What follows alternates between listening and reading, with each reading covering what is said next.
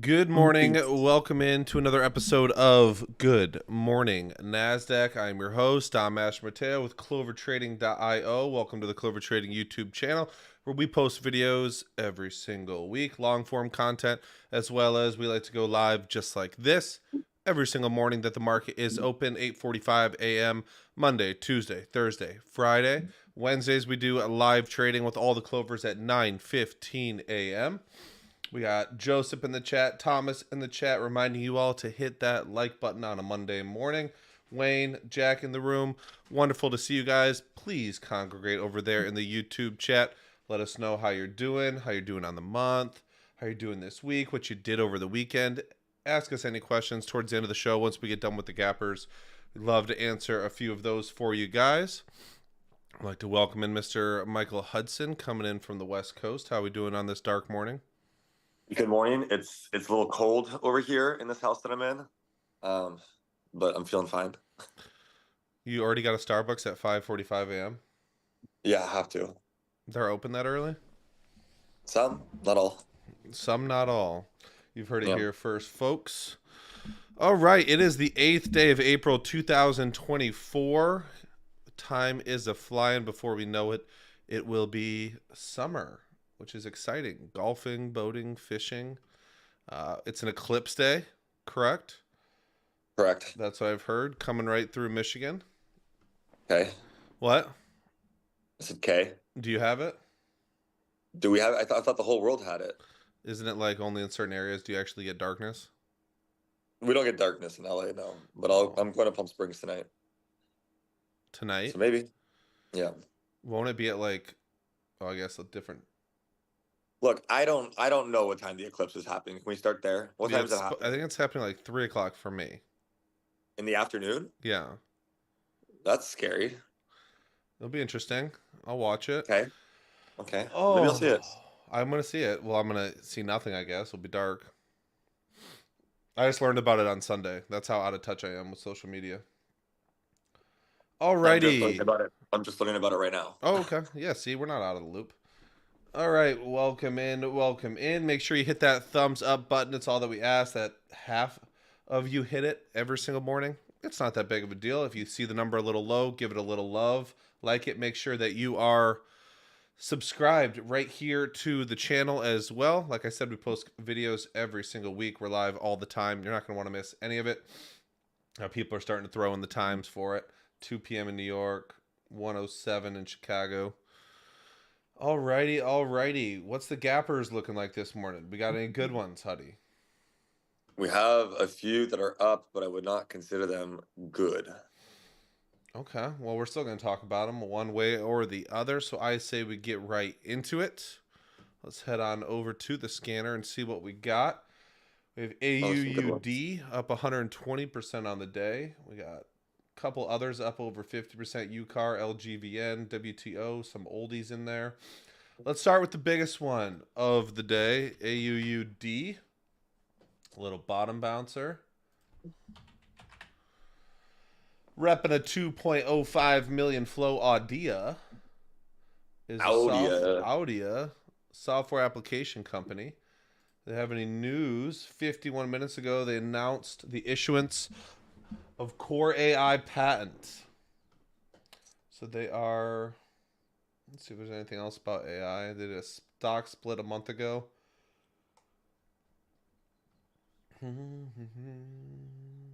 Podcasts. What's the Audio float? markets, 2 million, 2 mil float. 7.9 months of cash. Withdrawn. Any dilution? Not that I see. Conversion prices are all high. Not that I see a whole lot of. Says that they Overall have an risk equity is line. medium. What? Yeah, it's Says they have an bottom. equity line.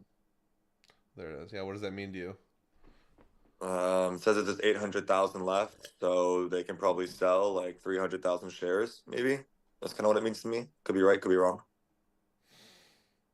I see 6.5 million. They must be. I'm just reading the top line at Dilution Tracker. Mine's different.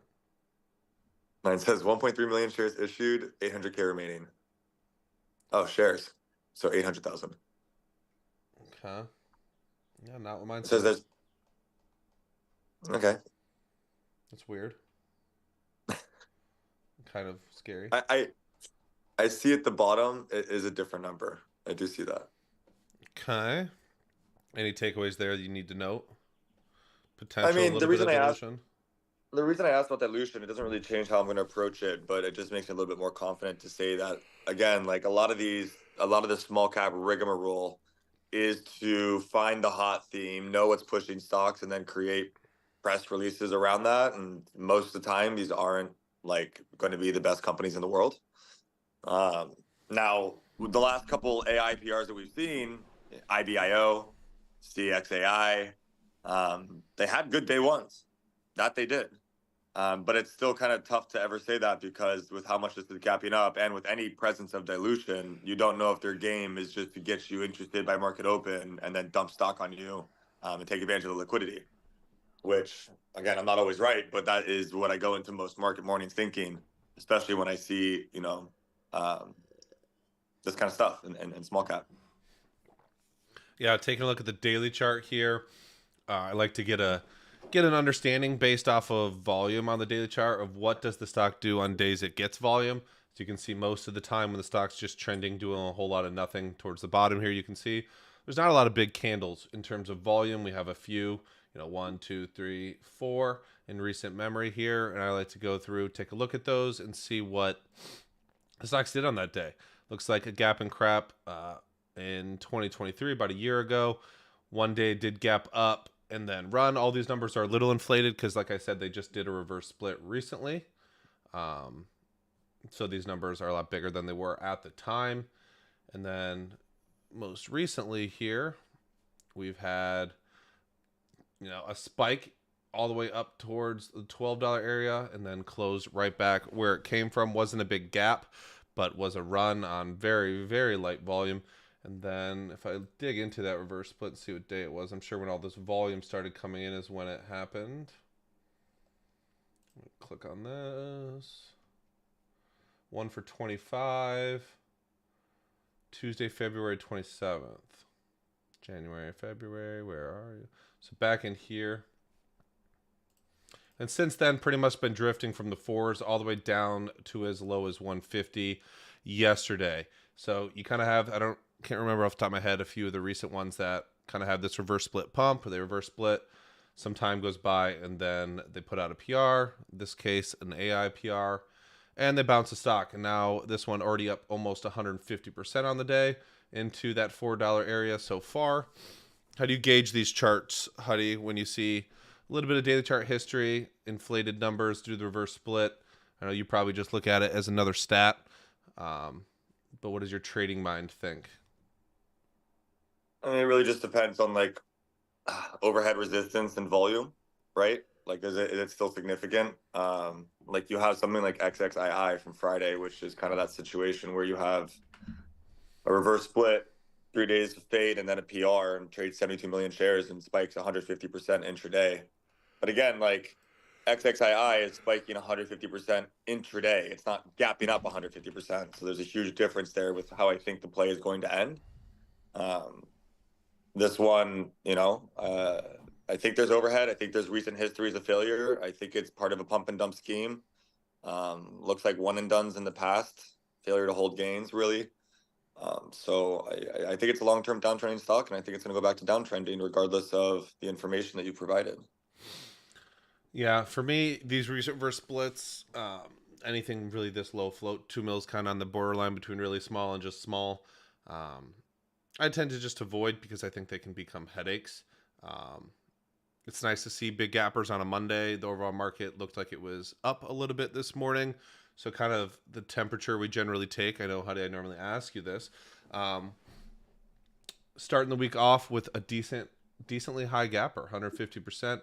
I'm not all that interested in long or short. There's not a lot to take away from this daily chart behaviorally and or support and resistance wise. Like I said, I really like charts with a lot more structure where it's very clear and obvious the levels that matter, where I expect the stock to either struggle or have to hold to go higher. On these ones with low floats and lots of range to the upside, potential, a lot can happen, and it can be a lot less predictable when you're trying to trade it with 30 minutes of price action, an hour, 2 hours of price action. We don't really know what the end result looks like here. We have stats, and we back tested what the majority of them do over a long period of time. But on any one example, it's very hard to predict what type of move you're going to get. And this is just kind of the one that kicks off the week. So we will see what this one does and if that kind of bleeds into the end of the first half of the week. Aye. Aye, Captain. Next gapper of the day, WTO. This looks like it's going to be our lower priced gapper of the day because we have to have one of those as well. Let's head on over to the tracker that dilutes. Low across the board, United Time Technology Company, 9.19 million float. It's a 20 to 40 cent stock, depending on what time you look at it. I don't see any news. A month ago, they received an extension to meet the minimum bid rule, which I'm guessing is either 50 cents or $1 for them. $1 per share that they are clearly not meeting. They haven't been over $1 a share in a long time. 30 months of cash left. And no dilution that I see on the home page here. Taking a look at the chart. Let's go back a bit and see. So WTO, kind of interesting chart here, even in just the last year, kind of have an interesting little pump from the dollar area all the way as high as the 330s. Why does this look like a Chinese pump? It is a Chinese company. It is. There you go. It is. It looks like a liquidation play. Yep, and then so they kind of pumped it up, squeezed it out a few times. Wonder if Kyle traded this one. And then dumped her from 250 down to 40 cents. And since then has pretty much just been sitting at the depths of destruction and are now kind of getting a pump off these lows, up 93% today. What are your first thoughts here? Well, the first thought and the most important thought is, what is the stock? And it's a Chinese liquidation play. And, you can see it back in 2021 when it was a $55 ticker off the IPO and it crashed all the way down to 10 in a day. And you can see a repump at the beginning of 2023 where it got up to 4 or 5 and then, crashed down to the pennies. So, I think that's the most important thing to note. Like, know what you're trading, right? Like, I obviously don't have a lot of interest or notes to really give on a 35-cent ticker. It's more of like a dead cat bounce or manipulated to spike higher. But yeah, it's just a Chinese liquidation play. So it's really, it's not something really that I need to know much more about other than that. Yeah, I think know what you own is a really good piece of advice. And I think for beginners, it's really difficult to answer that question every single morning because you don't necessarily have the experience to know what charts are liquidation plays, to even understand that in 2022 and 2023, that was something that was happening quite often with these Chinese stocks. And they happen in all sorts of different ways, from the IPO day where they're gapping up, where they're opening way above their actual value and dumping all day long back to that number, whether they do something like this where it's a slow and steady pump sideways with a lot of fake outs in either direction. And then on the day of reckoning, one sec, I have to sneeze. Bless me, thank you. And then they still dump. What I've known, very few of these in the past have done the dump thing and then successfully gotten going. I think iLag was one of them. Maybe was too. Holo. Top. MLGO maybe. Lop. Top. But yeah, it's very unlikely. I think that this spikes. You have to imagine that the resistance here, anywhere from 50 cents to 70 cents, has got to be pretty big from all these attempts at pretty much the same thing we're seeing right now, it looks like, where they do try to repump it, try to get it a little bit higher, maybe to sell some more shares. Who knows if that's still the end-all be-all here on this particular example.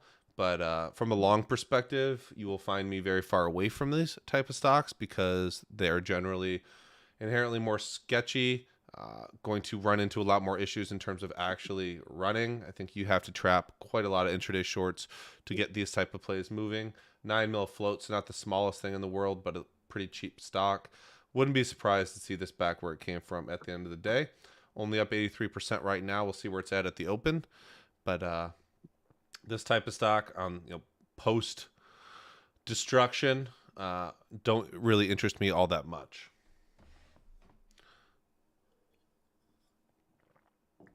Alrighty, moving on.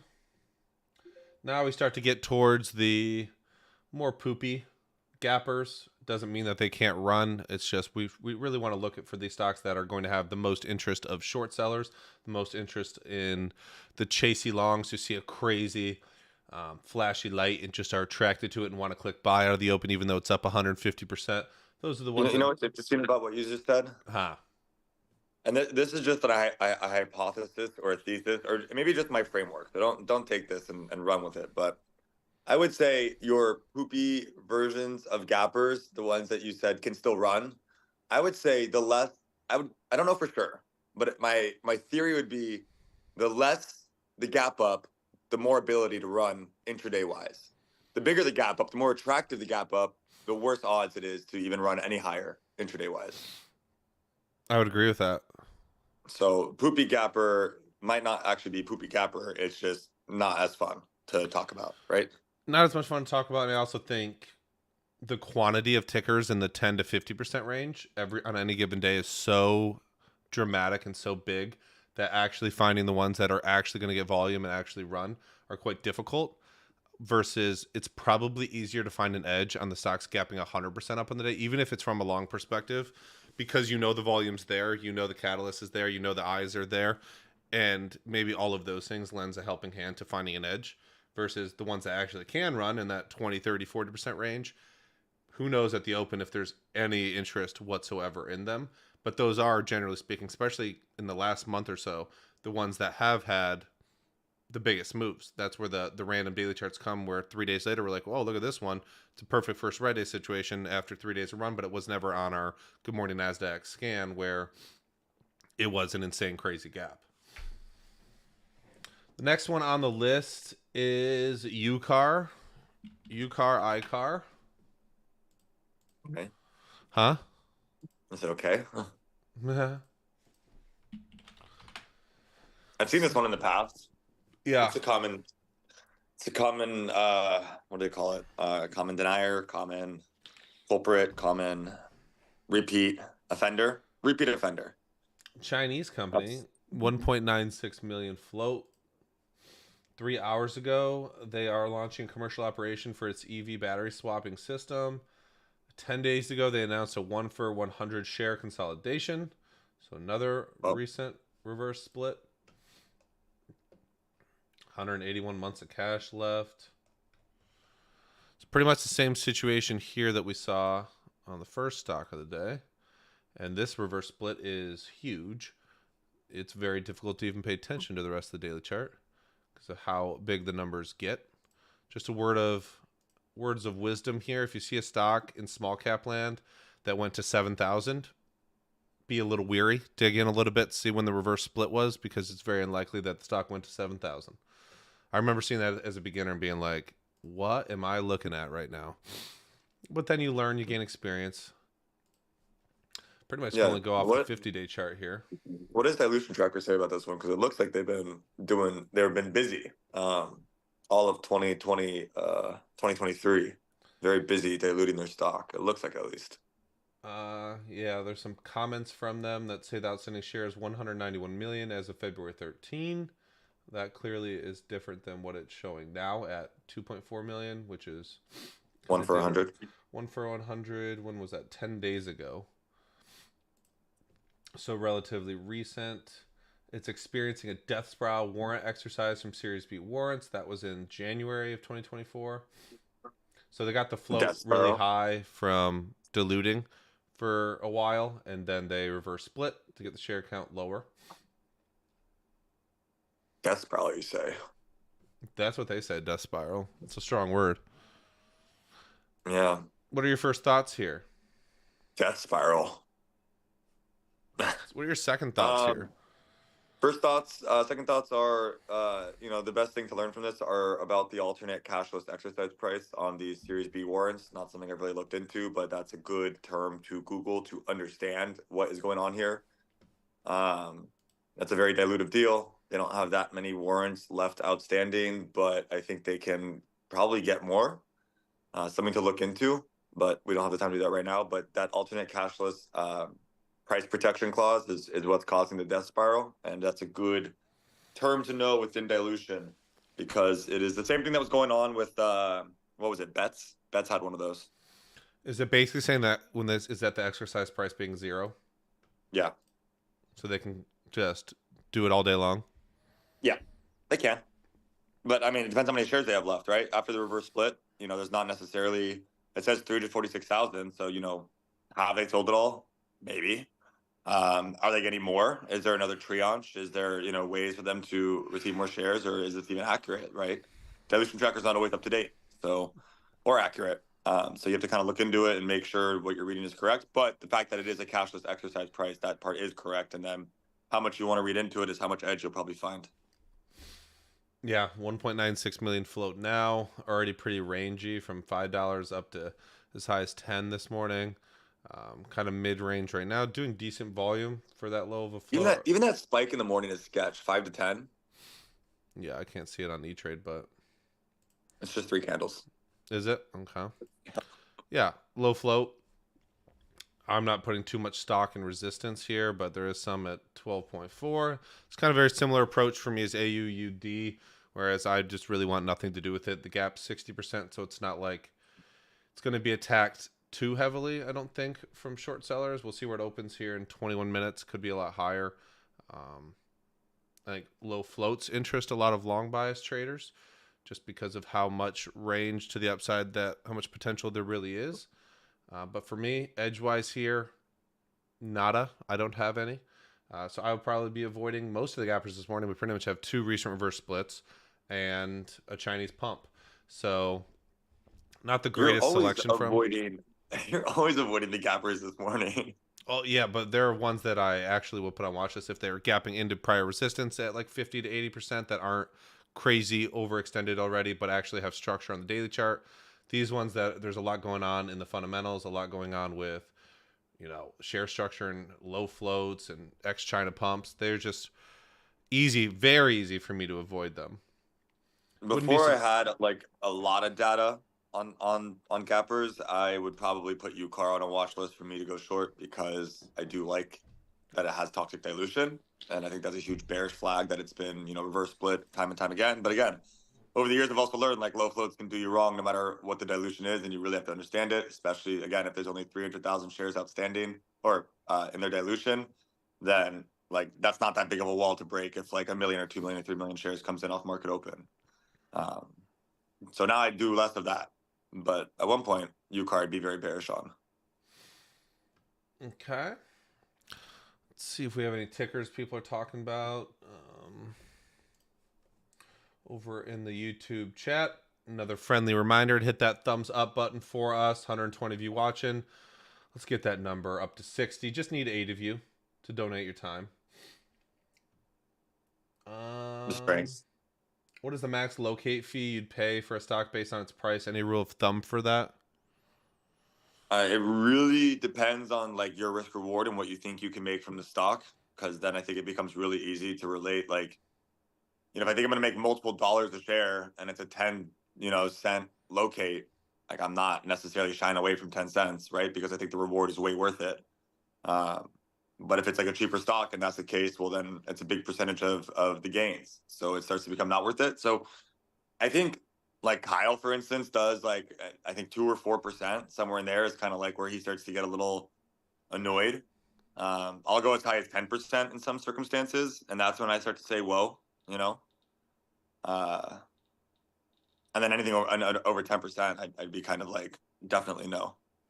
And then in between 4 and 10, I'd probably use my judgment call based off how much range I think there is and how much downside I can make. And I think it could still be worth it, but you have to understand that you're giving up some of your reward to locates and or making a loss bigger. Or yeah, on the flip side, your 1R is going to be 1.5R or 1.2R because of the locates. So you kind of just have to factor that in and figure out if the play is worth it. For me, like a lot of the time, it is worth it, especially if it's under like 2 or 3%. Yeah, I don't know. I'm not primarily a short seller, so I hate the idea of paying money to take a trade on something. So sometimes out of spite, I will just not trade something if I think the locates are too high. I like when it says 0.000. That's my favorite. Or if it says S and it's already shortable. It's pretty much the quality of the opportunity. If something like TOP back in the day, like on the day that it dumped, was at $100 a share, and I think it can go to 20 in a day, I'm okay paying $1, like a couple dollars maybe, depending on the opportunity. But you really have to start factoring in a little bit more of your risk management when doing that. There's different types of shares. Sometimes you don't get to keep them the whole day. Sometimes you can't swing them. It's a whole different ballpark, but it has to be something that doesn't really change the way you doesn't change the way you manage the trade if those fees are too big. Let's talk about OCGN. A couple people bringing it up. Interesting daily chart here, spiking into the breakout level of 210. When you look at it, do you You're think chopping out. number 6 bounce short, or do you think breakout? When you look at it, do you think number 6 bounce short, or do you think breakout? On this particular stock, I think breakout, but On OCGN, I think a breakout that I'm not going to participate in. because it's a bounce short? Okay, I think the ones that are hard to decide between that are very difficult to pick a bias. That's probably, and I think that's the biggest, like, I don't know what the question is about OCGN, but that's my question. Like, for me, it's very 50-50 of whether it's going to hold 2 and break out at 210, or if it's going to top at 210 and then double top and be a bounce short and then fade and then have a red day tomorrow, back down to like 180. So I see both scenarios quite easily, which for me kind of makes it an avoid. Like, I don't like to play 50-50s. And if you can tell me that it's strongly favoring one side or the other, I could be convinced, but no one's told me that yet. And I can't tell you that. Yeah, I don't prefer breakouts that are straight up spikes into the breakout level unless I have some sort of other thesis, like it's a liquidity trap or I think someone's really stuck. This is a much more thick volume S ticker that does very consistent volume on a day-to-day basis. I haven't had the best read on this one, but on a cheap stock like this that moves at most, like 30-40 cents a day, do I really want to be buying it 20 something cents up into the resistance level? Or even if it held today, how much more do I think I can get out of it? It's usually doing 3 to 4 day runs. We've already kind of on day 4 today. So a lot going against it on the bullish thesis. Doesn't mean that I don't think it can work and go higher. Just means for me, it's not my style because I really want to maximize risk reward and make as much money as possible. And in this situation, it feels like a lot of that reward has already been taken up by getting to the breakout level. And I'm okay missing that. That's a good point. And I think in the world where it's like, I think there's no way to be happy on this one. I think if you're wrong, I think no matter what, if you choose the wrong one on OCGN, at least today, right? I think you're upset if the other one happens. Like if you get long and then it crashes, you're like, well, duh, day 4 up from wherever it ran from. And then if you short it and then it grinds and breaks out and goes to 250, you're like, well, duh, like this is like a slower mover, it's consolidating, and it pushed back a key level. So I think no matter what, you're upset if you choose the wrong one, and it's easy to do that on this one. At least today, I just want to give it more time. Yeah, I think a lot of people don't understand that it actually costs $0 just to watch a stock trade and get some more information out of it. And I'd much prefer to miss something that is suboptimal, even if I think it could happen, than take a trade and lose it. And I have all these thoughts in my head of maybe it was a bounce short. It's right into resistance. 4 green days spike into the breakout level, yada, yada, yada. Versus just sitting back, waiting, not taking any trade, losing $0, having it maybe potentially consolidate up there in the $1.80 to $2 area for a day or two. And then maybe the breakout becomes more conceivable and there's a better opportunity on it. See you on Wednesday. Yeah, exactly. See you later. I don't even have to watch it. I can if I want, but it's one I can just continue to pull up. If it breaks out and goes, then I don't need to watch this closely. But if as long as it's holding around that area, maybe there's a multi-day breakout mixed with a multi-week breakout, and it's a lot better. Alrighty, that is the hour this morning. Thank you guys for being here. Thank you to those who hit the like button. That was we appreciate it very much, and all the viewership. We hope to see you guys tomorrow morning, 8:45 a.m. for another episode of Good Morning NASDAQ here as we start to dig deeper into April. Hope everyone enjoys your eclipse day if you have access to it and can see it. Apparently it happens very infrequently, so enjoy it. Get out of the house for a second during the market hours, take a look at it. We'll be live tomorrow, so thank you guys for being here. Go ahead and check out all of our other YouTube content right here on the Clover Trading YouTube channel. We will see you first thing in the morning. Thank you, Huddy. Thank you, guys. Thank you, Dom. I hope you all have a phenomenal day. We will see you over in the Clover Trading room.